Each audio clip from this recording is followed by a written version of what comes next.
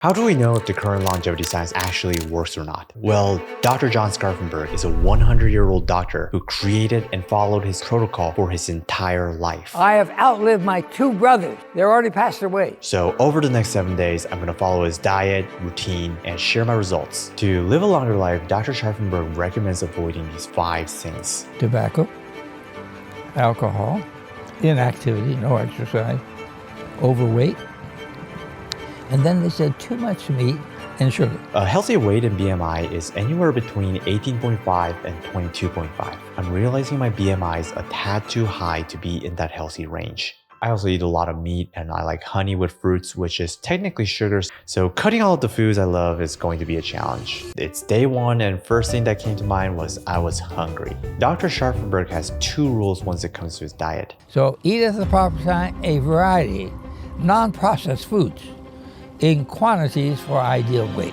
That's all you need to know. So what's the ideal time to eat our meals, Dr. Scharffenberg?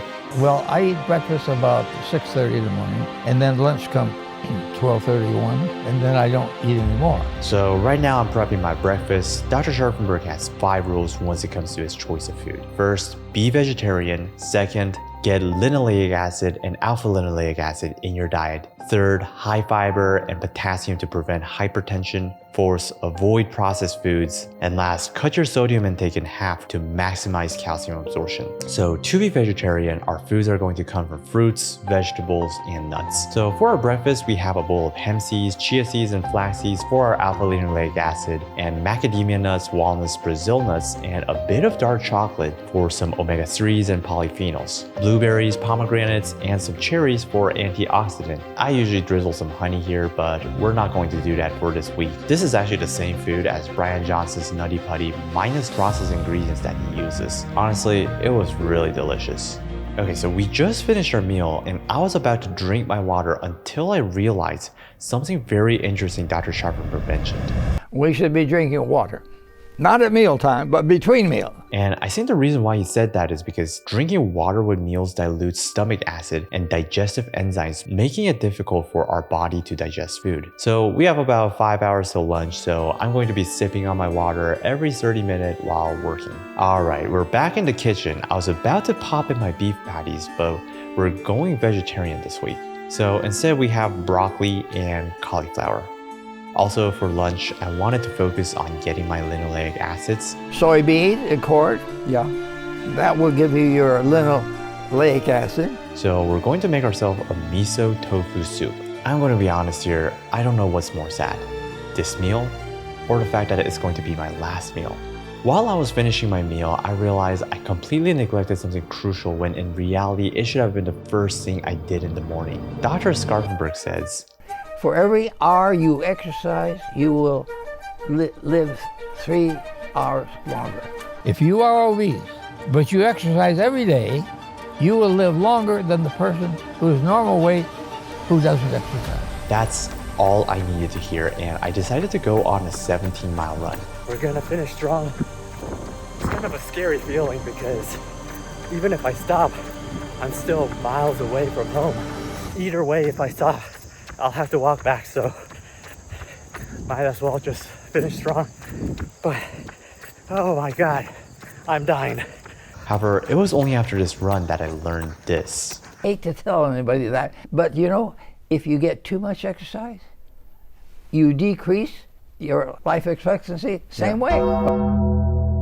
Doing a little more research, Dr. Scharffenberg loves doing functional work like gardening and walking. So starting tomorrow, I'll probably do some easier workouts like walking, golfing, or weightlifting. Something where I can raise my heart rate a little bit, but not too much. So over the first day, I realized I got really hungry, especially around 3 to 4 p.m. I started to realize I was unconsciously browsing food pictures for no good reason, but we survived and it's the next day. You know, the only thing that really bothered me on the first day was the broccoli and cauliflower.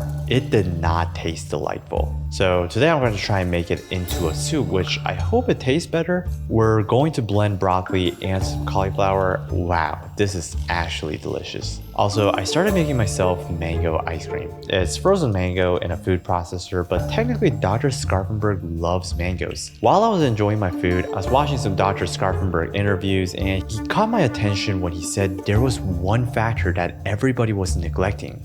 You know, stress is a factor, yeah, but we haven't listed it much because we don't know how to measure it. So there's two types of stress, physical and emotional. I think over in that conversation, Dr. Scharffenberg was referring to emotional stress. And the closest thing I was able to find that quantifies emotional stress in numerical values came from this book called Power versus Force, where they tracked people's brain frequency into different emotions. A couple things that surprised me was there were higher frequencies than love, which were authenticity, enlightenment, peace, and joy. Some of the lower frequencies were guilt, shame, grief, fear, anger, and desire. I believe there's a couple action steps we can take to tap into these higher frequencies. First being meditation. Second is practicing the state of authenticity and cheerfulness, meaning we have to train our default state just like we train our muscles. We can't let ourselves down by making our default state being tired, anxious, and angry. So to fix that, every night before going to bed, I started writing down times throughout the day when I wasn't really true to myself or things that I was really grateful for. And throughout the day, I was more aware and tried avoiding situations that got me to lower frequency states and tried to do more activities that got me cheerful and be myself. It's not so much stress as a factor, it's your reaction to the stress. There you go, is the factor. But talking about lower stress, it got me curious how long Dr. Scharffenberg actually sleeps. Or 7 to 8 hours 7 a to night? 8 hours A night. 8 or 9 o'clock, I'm in bed. Sleep was already part of my non-negotiables, so that part was pretty easy throughout the week. To make things easier, I use a Whoop tracker to see when I'm supposed to go to bed, use a temperature-controlled mattress, mouse tape, and earplugs, and always make sure to do my wind-down routine and see sunlight in the morning. On the fourth day, something very interesting started to happen that I did not expect. A little bit of context, every day around 3 to 4 p.m., I was always feeling hungry and I kept browsing food because they looked delicious. But for some reason, starting on the fourth day, after my last meal, I felt really good and didn't have the desire to eat more. This was an interesting topic because Dr. Scharffenberg actually explains this. Every rat knows not to drink alcohol. They drink only water. When he put them on the junk food diet, they started drinking some alcohol. And 7th week, they took off and became real alcoholic rats. When rats ate junk food, their bodies produced opium. So bottom line is, don't eat junk food and you won't produce opium, which is the reason why we have these cravings, which was really cool because I started noticing 4 days after starting this diet. So over the next few days, I was exercising, eating a vegetarian diet, meditating and stretching, and journaling during my routine. But I felt like there was more to Dr. Scharffenberg's routine than these rituals. Although he doesn't talk about it, if we observe his life, the true reason I believe Dr. Scharffenberg is physically and mentally well at 100 is his fixated mission that is something bigger than himself. Lifestyle rather than medicine. Yeah. That is brand new concept. The more I observed him, he was not just a retired man living his days to extend his life, but it was something beyond that.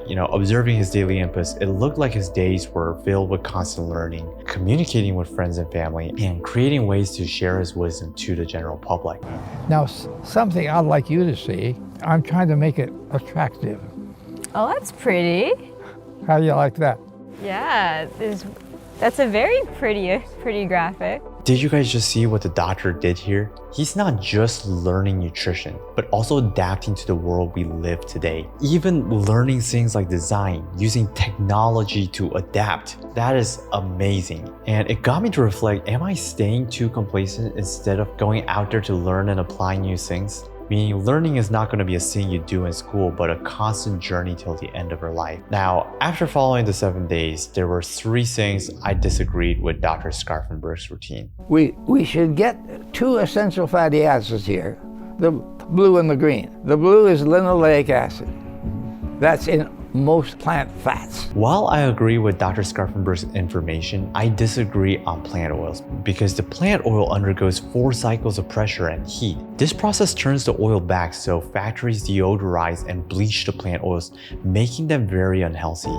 Instead, I recommend getting linoleic acid and alpha linoleic acid directly from the sources like flax seeds and chia seeds. And if you need to use cooking oil, and use extra virgin olive oil that is cold pressed. Second thing that I I disagreed was too much exercise. I've been prepping for a marathon for the past few months, so I got some data behind it. My diet, sleep stayed the same, but my mileage started going up, sometimes running 20 miles a day. And it turns out the more I ran, my heart rate variability, which is correlated with our lifespan, started to go up as well. So this is my thought. Why people say marathons are bad for some people is when we're training to extreme levels, our hunger level also increases and we tend to neglect our diet. There were so many times I was tempted to go off diet during those intense training days. Another crucial factor might be that people might be going from 0 to 100 really fast. I've been increasing my intensity very slow.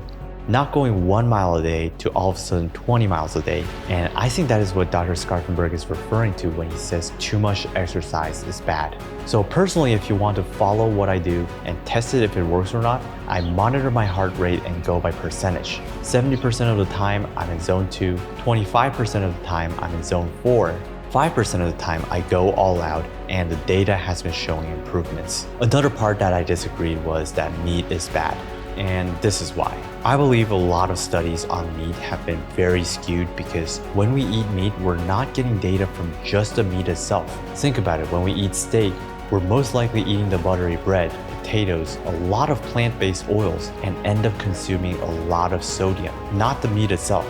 And I do believe there are rich sources like zinc, magnesium, and vitamin Bs that vegetables alone cannot cover. I totally agree vegetarian diet is great, but if you're not supplementing your body properly, for the average people, it will be dangerous because there are certain vitamins and minerals you can't get from eating plants. So this was 7 days trying Dr. Scharffenberg's routine, but there's something I didn't tell you. There are 8 habits that actually improve my health and quality of life that I wish I learned earlier. Luckily, we have this video if you want to learn the habits. I'll see you in the next one.